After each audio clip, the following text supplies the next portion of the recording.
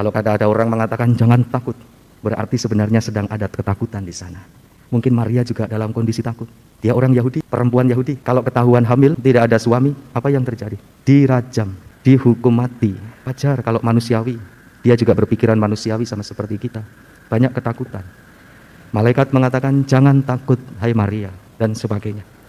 Tanggapan kebebasan iman Maria inilah yang akhirnya membuat sukacita. Sukacita dunia, sukacita kita, sukacita gereja. Inilah kabar sukacita gereja. Atas tanggapan bebas manusia, yaitu Maria, atas tawaran kasih, wahyu ilahi Allah. Dari saudara sedikit renungan untuk keluarga Pastor Petrus. Bapaknya ini kan meninggal kemarin. Yang hari ini adalah hari sukacita karena Maria menerima kabar. Saya rasa ini juga pengalaman kebetulan.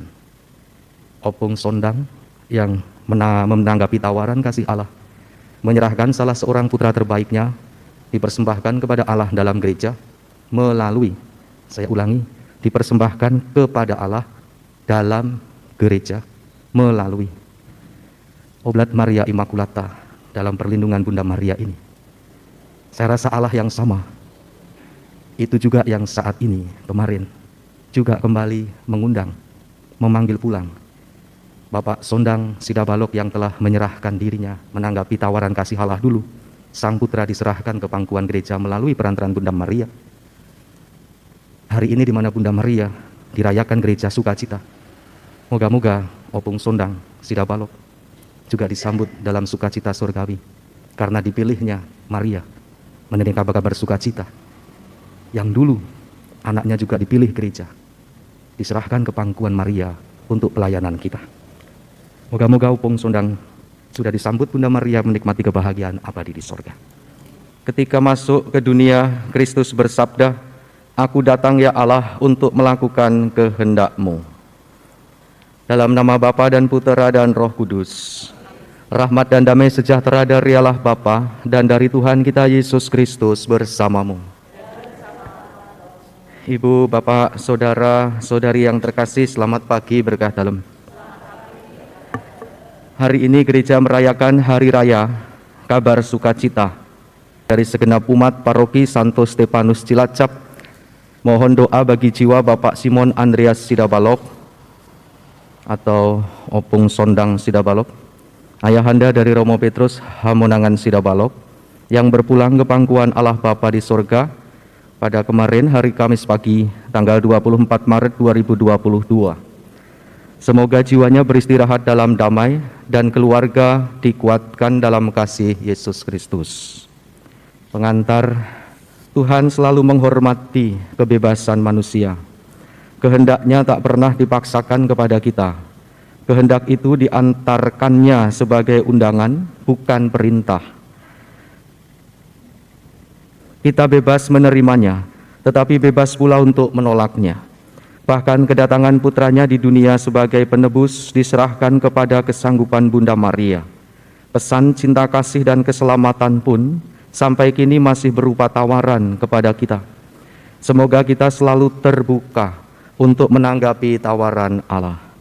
Mari kita awali Ekaristi dengan menyadari, mengakui dan menyesali kelemahan kemanusiawian keberdosaan kita. Saudari-saudara yang terkasih, kalau boleh merenungkan bacaan Injil saja yang ingin saya tawarkan menjadi permenungan bersama.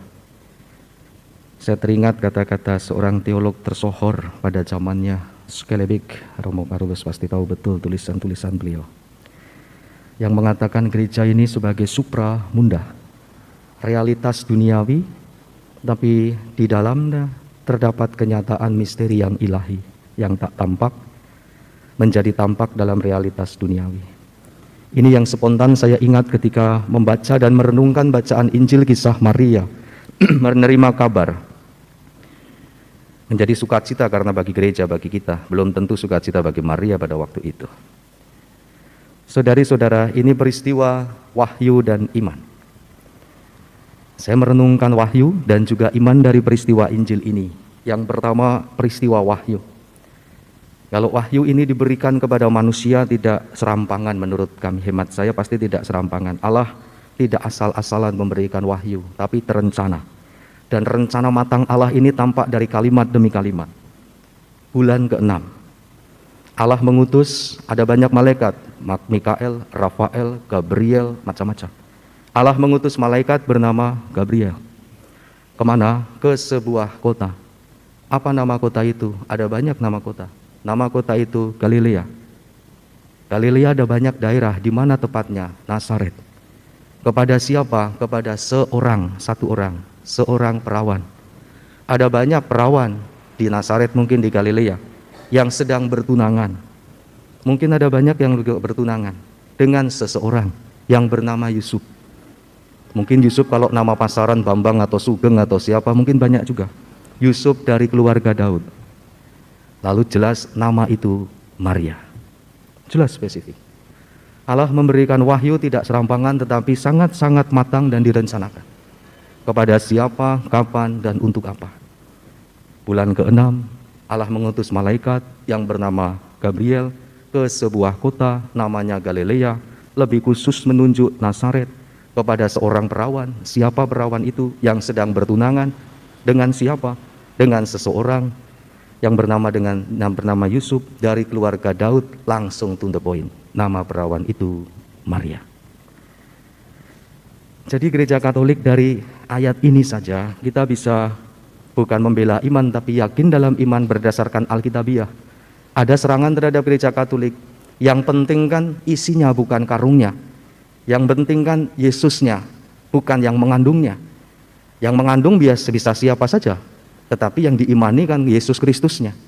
Tetapi kalau dalam tanda kutip dikaitkan seperti karung, jelas bacaan Injil, ini pilihan dan ini kehendak Allah. Alkitabiah mencatat, Lukas bab 1 ayat 26. Kalau ayat kitab suci sendiri, Alkitab sendiri mencatat, masa kita mau memungkiri iman secara Alkitabiah?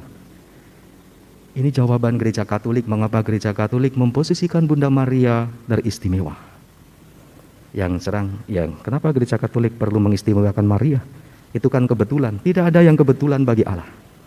Jelas bacaan, memilih kapan, di mana, siapa, bagaimana. Inilah wahyu, merenungkan wahyu ilahi dalam peristiwa kabar sukacita. Wahyu selalu tindakan, inisiatif, rencana, kehendak Allah untuk menyatakan diri, wahyu. Lalu iman. Iman adalah tanggapan manusiawi atas wahyu ilahi itu. Iman diungkapkan dari Maria, karena wahyu itu adalah tawaran. Maria tidak dipaksa, Maria tidak diperintah, tetapi tawaran. Dan Maria meyakini dalam iman bahwa Allah yang memulai pekerjaan baik ini pasti akan menyelesaikannya juga. Ini bisa Anda lihat dari tulisan renungannya Paulus, Filipi bab 3 ayat 6 kalau tidak salah.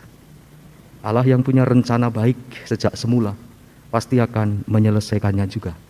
Artinya Allah tidak akan cuci tangan, lepas tangan, meninggalkan begitu saja dari apa yang sudah dimulainya, yang direncanakan. Saya yakin atas dasar iman seperti itu Maria akhirnya dalam kebingungan, bagaimana mungkin? Sebab aku belum bersuami. Jangan takut.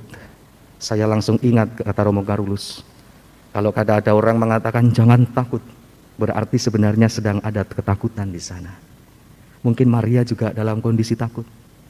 Dia orang Yahudi, perempuan Yahudi. Kalau ketahuan hamil, tidak ada suami, apa yang terjadi? Dirajam, dihukum mati. Wajar kalau manusiawi, dia juga berpikiran manusiawi sama seperti kita. Banyak ketakutan. Malaikat mengatakan jangan takut hai Maria dan sebagainya. Tanggapan kebebasan iman Maria inilah yang akhirnya membuat sukacita. Sukacita dunia, sukacita kita, sukacita gereja. Inilah kabar sukacita gereja. Atas tanggapan bebas manusia yaitu Maria, atas tawaran kasih wahyu ilahi Allah. Saudari-saudara, sedikit renungan untuk keluarga Pastor Petrus. Bapaknya ini kan meninggal kemarin, yang hari ini adalah hari sukacita karena Maria menerima kabar. Saya rasa ini juga bukan pengalaman kebetulan. Opung Sondang yang menanggapi tawaran kasih Allah, menyerahkan salah seorang putra terbaiknya, dipersembahkan kepada Allah dalam gereja, melalui, saya ulangi, dipersembahkan kepada Allah dalam gereja, melalui oblat Maria Immaculata dalam perlindungan Bunda Maria ini. Saya rasa Allah yang sama, itu juga yang saat ini, kemarin, juga kembali mengundang, memanggil pulang Bapak Sondang Sidabalok yang telah menyerahkan dirinya menanggapi tawaran kasih Allah dulu. Sang putra diserahkan ke pangkuan gereja melalui perantaran Bunda Maria.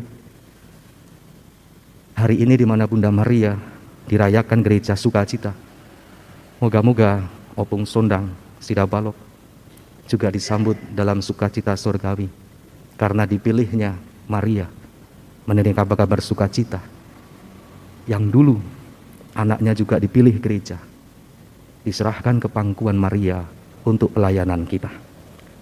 Moga-moga Opung Sondang sudah disambut Bunda Maria menikmati kebahagiaan abadi di sorga.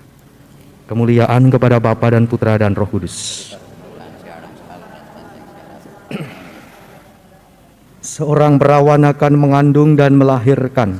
Anaknya akan diberi nama Emmanuel, artinya Allah beserta kita. Tuhan bersamamu. Semoga kita semua diberkati oleh Allah yang Maha Kuasa, Bapa dan Putera dan Roh Kudus. Saudari-saudaraku, perayaan Ekaristi sudah selesai. Mari kita pergi, kita diutus. Terima kasih.